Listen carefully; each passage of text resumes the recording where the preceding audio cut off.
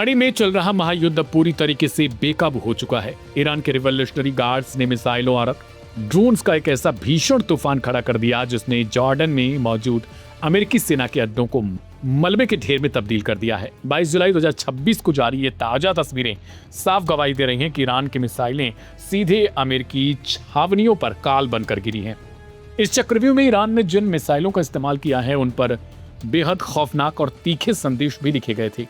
Iran का दावा है कि जॉर्डन में मौजूद अमेरिकी हवाई सुरक्षा प्रणाली इस हमले के आगे पूरी तरीके से फेल हो गई, जिसके कारण अमेरिका को अपने कई सैनिकों से हाथ धोना पड़ा है। इस बारूदी प्रहार ने अमेरिकी सेना की सबसे कमजोर नस को सरेआम बेनकाब कर दिया। अमेरिकी राष्ट्रपति डोनाल्ड ट्रंप की सेना भले ही ईरान पर लगातार 11 रातों से ताबड़तोड़ बमबारी कर रही हो, लेकिन मुस्तफा खामेनेई का हौसला इससे जरा भी नहीं डिगा। ईरान के IRGC ने जवाबी कार्रवाई करते हुए जॉर्डन में अमेरिकी हितों के खिलाफ एक बहुत बड़े सैन्य अभियान का ऐलान कर दिया, जिसे नाम दिया गया है ऑपरेशन अल बर्क।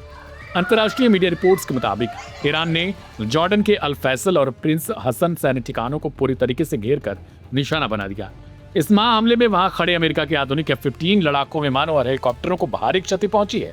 यही नहीं, ईरान का दावा है कि उसके इस हमले में अमेरिका के 8 सबसे खतरनाक और नए MQ-9 जासूसी ड्रोन्स जलकर राख हो गए, जबकि 2 अन्य ड्रोन्स को बहुत गंभीर नुकसान पहुंचा है। इस विनाशकारी हमले में अमेरिकी सैनिकों के हताहत होने की भी बड़ी खबरें सामने आ रही हैं। हाल ही में हुए एक हमले में 3 अमेरिकी सैनिकों की मौत के दावे किए गए और इस नए हमले में अमेरिकी छावनी के भीतर लाशों का ढेर होने की ईरान की तरफ से कई दावे कर दिए गए हैं। अराजक हवाई अड्डे की रिहायशी इमारतों पर भी ईरान की मिसाइलें गिरी हैं। हालांकि जॉर्डन की सेना का दावा है कि उन्होंने ईरान के कई ड्रोन्स को हवा में ही नष्ट कर दिया, लेकिन तबाही को रोका नहीं जा सका। ईरान के गुस्से की आग यह सिर्फ जॉर्डन तक सीमित नहीं रही। ईरान ने कुवैत और बहरीन में बने तमाम अमेरिकी सैन्य ठिकानों पर भी एक साथ मिसाइलें दागी हैं।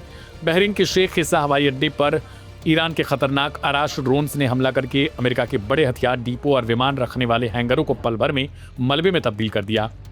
कुवैत में भी ईरान के इस ड्रोन ने हमले से भारी तबाही मचाई है। ईरान के इस महाविनाशकारी पलटवार के बीच अमेरिकी सेंट्रल कमांड ने बयान जारी करते हुए कहा कि उन्होंने होर्मुज जलमार्ग में अंतर्राष्ट्रीय व्यापार को बचाने के लिए लगातार 11वीं रात भी ईरान के सैन्य केंद्रों और ड्रोन गोदामों को निशाना बनाया। पिछले 3 महीनों में ईरान ने इस समुद्री रास्ते से गुजरने वाले 30 से ज्यादा व्यापारिक जहाजों पर हमले किए हैं। डोनाल्ड ट्रंप इस युद्ध में अपनी पूरी ताकत झोंक रहे हैं, लेकिन हकीकत यह है कि अब तक 18 अमेरिकी सैनिक इस जंग में अपनी जान गंवा चुके हैं। ईरान की तरफ से इससे ज्यादा की संख्या में दावे किए गए। खाड़ी में अमेरिका का सैन्य दबदबा पूरी तरीके से चरमरा गया है। रक्षा विशेषज्ञों की माने तो इस भयंकर सैन्य विफलता के बाद अब वाशिंगटन बैकफुट पर है और पर्दे के पीछे से ईरान के साथ बातचीत का रास्ता तलाश रहा है। क्या ट्रंप का यह बारूदी चक्रव्यूह मुस्तफा खामेनेई को झुका पाएगा या आने वाला वक्त ईरान के लिए मुश्किल भरा होगा?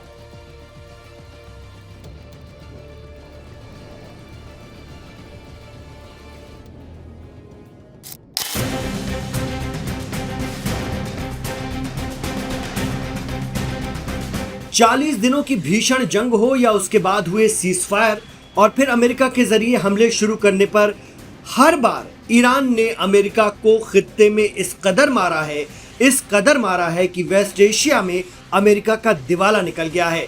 ये बात हम नहीं कह रहे हैं, खुद अमेरिका बता रहा है और ईरान के दावे अलग से हैं। दरअसल ईरानी मीडिया के मुताबिक 22 जुलाई को ईरान की आर्म फोर्सेस के स्पोक पर्सन ब्रिगेडियर जनरल शेखराची ने बाकायदा प्रेस कॉन्फ्रेंस करके बताया कि पिछले 50 सालों में अमेरिका ने मिडिल ईस्ट में जितना सामान इकट्ठा किया था, वेस्ट एशिया के अपने बेसिस पर जितना इन्वेस्टमेंट किया था, ईरान ने सब ध्वस्त कर दिया है, कुछ भी नहीं छोड़ा है। अब दूसरी तरफ अमेरिका से भी बयान आया है। अमेरिकी रक्षा मंत्री पीट हेग्सेथ ने सीनेट की एप्रोप्रिएशंस कमेटी में बताया कि अब तक इस जंग पर अमेरिका के 37.5 अरब डॉलर यानी करीब 3.2 लाख करोड़ रुपए खर्च हो गए हैं। ये आंकड़ा मई में पेंटागन के अनुमान से करीब 8 अरब डॉलर ज्यादा है। एक्सपर्ट कहते हैं कि अमेरिका को हासिल क्या हुआ? सिफर। उल्टा स्ट्रेट ऑफ हॉर्मुज हाथ से निकल गया सो अलग। मीडिया रिपोर्ट बता रही है कि पेंटागन ने अब अमेरिकी कांग्रेस से 87 अरब डॉलर की अतिरिक्त फंडिंग मांगी है। इसमें से करीब 67 अरब डॉलर मिडिल ईस्ट में सैन्य अभियानों के लिए फिर रखे गए हैं। अगर ये पैसा नहीं मिला तो अमेरिकी सैनिकों को तनख्वाह कैसे मिलेगी? हथियार और गोला बारूद की भरपाई करने और दीगर अभियानों को बिना रुकावट जारी रखने में बेहद दिक्कत आ सकती है। पेंटागन के मुताबिक हाल ही में 3 और अमेरिकी सैनिकों की मौत हुई है। इसके साथ ही जुलाई की शुरुआत से अब तक मरने वाले अमेरिकी सैनिकों की तादाद 17 हो गई है, जबकि 100 से ज्यादा सैनिक जख्मी हैं। तो अमेरिका को युद्ध का खर्चा भारी पड़ने लगा है। जंग के पहले हफ्ते में इसका खर्च 11 अरब डॉलर बताया गया था और बढ़कर ये 29 अरब डॉलर हो गया हर हफ्ते। ये आंकड़ा अब 37 अरब डॉलर के पार निकल गया है। तो ये तो जंग लड़ने में लगा अमेरिकी पैसा है जो जबरदस्त खर्च हुआ है। इसके अलावा मिडिल ईस्ट में 50 साल में जिस अमेरिकी इंफ्रास्ट्रक्चर को तबाह करने का ईरान दावा कर रहा है, जो अमेरिका ने अरब देशों की मदद से बनाया था, उसके खर्चे का हिसाब है ही नहीं। हो सकता है कि इस नुकसान की भरपाई अमेरिका अरब मुल्कों से करवाए। देखा जाए तो इसराइल की वजह से लाव लश्कर के साथ ईरान से लड़ने मिडिल ईस्ट पहुंचे अमेरिका की हालत खराब हो गई है। पैसा भी गया, वकार भी गया और रुतबा भी। और अरब देशों में ये पूर्वाग्रह घर कर गया कि वक्त आने पर अमेरिका हमें नहीं इसराइल को बचाता है। बहरहाल ईरान के अमेरिकी बेस पूरी तरह तबाह करने के दावों में कितनी सच्चाई है ये तो अलग विषय है, लेकिन अगर ईरान ने कुछ हिस्सा भी इसका बर्बाद किया है तो ये महाशक्ति कहे जाने वाले अमेरिका के लिए बहुत बड़ी चुनौती है।